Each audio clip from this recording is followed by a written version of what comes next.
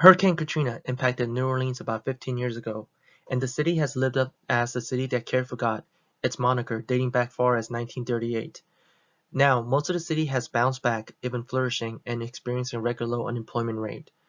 But not all neighborhoods of the city have reaped its benefits. The well-known French Quarter represents and celebrates Mardi Gras every year, but it has created a tourist bubble against the rest of the city. The Lower Ninth Ward, only about 4 miles away from the French Quarter, deals with extreme poverty and high crime rates. There are over 22 reported crimes committed in the Lower Ninth Ward daily, which is 213% higher than the national average. New Orleans is already one of the top cities with high poverty rate, reaching about 1 out of 4 residents, but the Lower Ninth Ward makes about 36% of the residents living in poverty. This is why, with our vision, we're proposing to bring care back to the city that care forgot, and identify the opportunities for higher paying, skilled employment. Currently, the nation is dealing with a shortage of blue-collar workers due to the retirement of baby boomers and more people opting to attend a four-year college to earn degrees favoring white-collar jobs. But New Orleans, being part of a city built on blue-collar work, have an opportunity for private companies to partner up with the government and nonprofit organizations for training development. Residents of the Big Easy have endured many adversities that have plagued the city's poverty troubles: income inequality, lack of affordable housing, low literacy rates, and the opioid epidemic, just to name a few. With the absence of a state level minimum wage rate, Louisiana residents are forced to survive off of the federal minimum wage rate of $7.25 per hour. Studies show, at minimum, residents need to earn 35% more just to cover bare necessities, and single parents with one dependent must earn at least 58% more just to survive. Although government officials are attacking minimum wage on both the state and local levels, the effort is just not enough. Similar to comparable metro areas, New Orleans residents are also faced with a massive affordable housing crisis. 45% of current homeowners are deemed cost burden.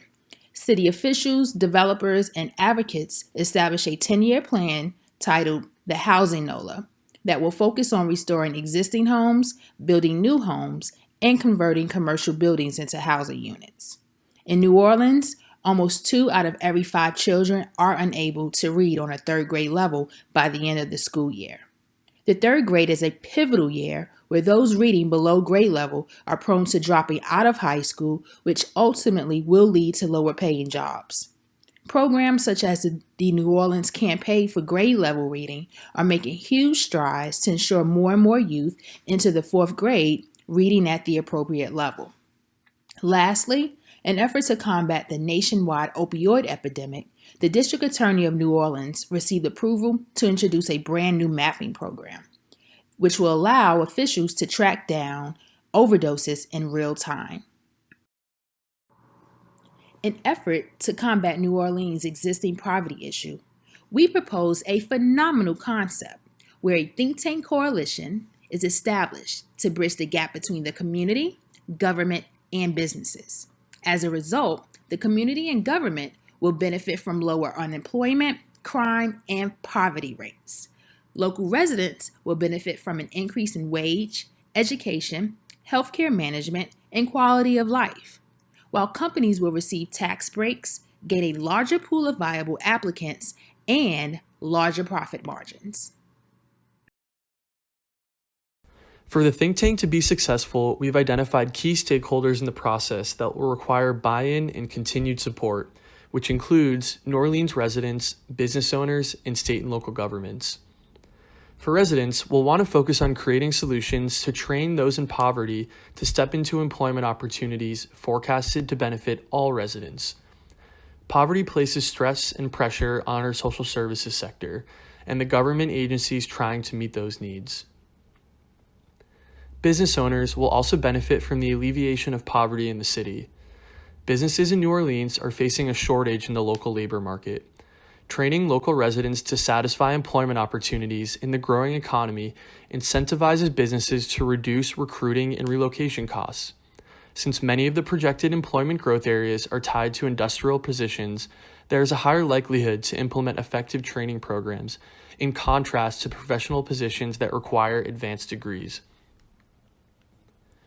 Finally, state and local governments also feel the strain of poverty on its governance. Despite the positive economic growth following Hurricane Katrina, the city still faces a significant poverty issue, maintaining the highest poverty rate in the country. New Orleans Mayor LaToya Cantrell said, "Addressing homelessness is a critical priority for the city. Raising the minimum wage has continued support in both the Louisiana Senate and Congress in order to address the affordability of housing and living costs of New Orleans. Ensuring proper skill sets for local residents would enable them to benefit from this proposed legislation, including those in poverty." Through this coalition, residents, businesses, and the community as a whole will begin to experience a positive change. As the poverty rate decreases, crime and other negative factors that affect social determinants of health will also begin to decrease. As income rises, the community will experience increased revenues through taxes and the ability to implement programs that benefit social welfare. As training programs become more prevalent and streamlined, these opportunities will become part of a new generation's options within their career path. Our specific measures will ensure that we continue to track towards progress in New Orleans and allow us to pivot our plan if need be. This coalition should observe a decrease in both poverty and unemployment over the course of 3 to 5 years after implementation. Implementation starts with the creation of the think tank, comprised of local businesses, leaders, and professionals to create a long-term strategy. The purpose of the training program is to address the needs of the unemployed, the underemployed, and currently skilled laborers to create a system of training that can make all three groups prosper. With a 3 to 5 year build-up and training period, the Ninth Ward's initiative should be implementable throughout other lower-income, high-poverty areas of New Orleans. This is going to require cooperating with external partners in both the public and private sectors to determine what jobs are available, what are necessary, and also what business sectors should be brought in.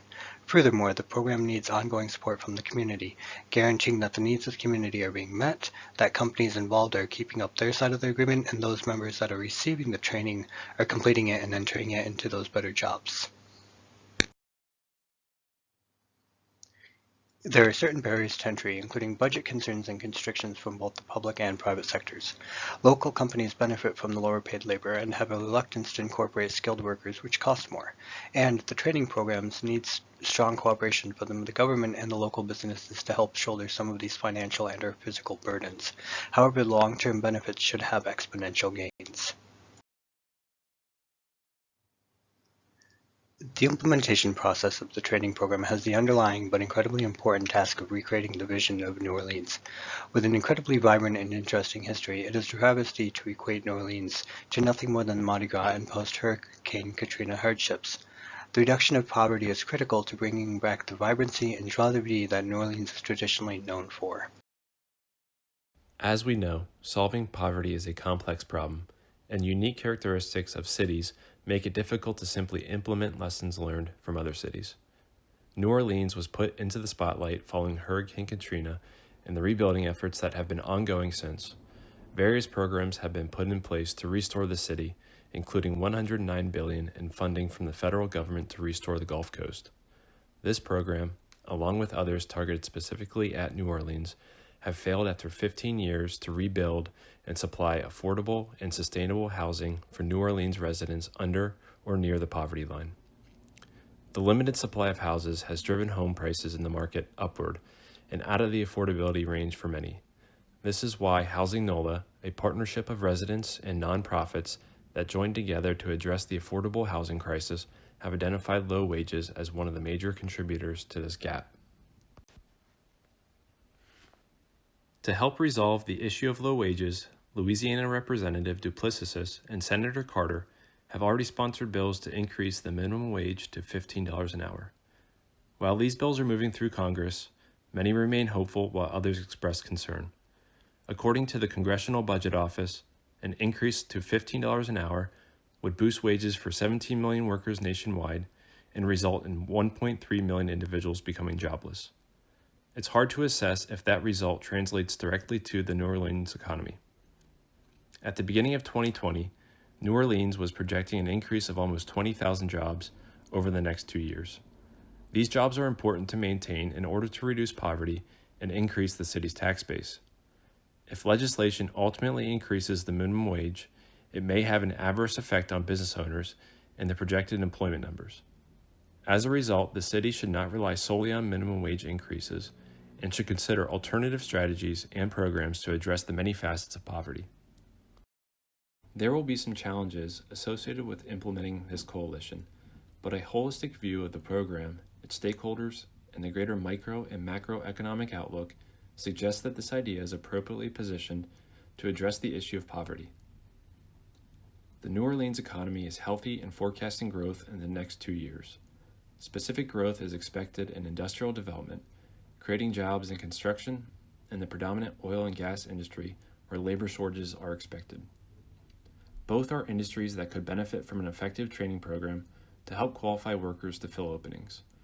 Additionally, the program is likely to have buy-in from all necessary stakeholders, ranging from Mayor Cantrell and the New Orleans city government to Michael Williamson, the president and CEO of United Way Southeast Louisiana, along with major businesses in the city that recently comprised the New Orleans Advocate Economic Summit.